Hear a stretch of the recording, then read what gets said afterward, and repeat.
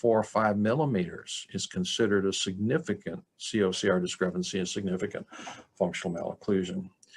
So those issues are what increases or can increase inflammation within the joint. And then the tool used with proper protocol is used to modulate and decrease the inflammation within the joint. And when you get to a certain point, how do you define that? Well, you define that as how much of the symptoms are diminished or gone.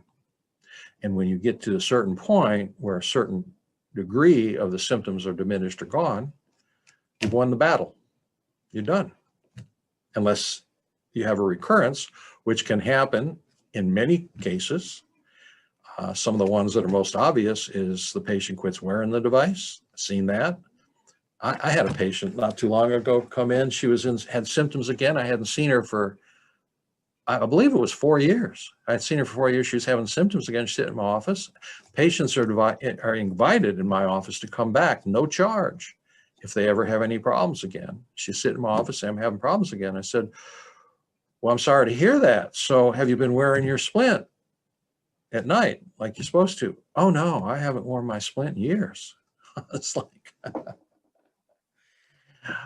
okay, do you still have your splint? Oh, yeah, I had it in her hand. I said, well, I think we need to start out by just putting it back in. And I followed her along. We got it back in. I gave her the protocol. We actually started out 24/7 for a while. Then we went back to nighttime only and solved the problem. Broken splints, they don't get them replaced.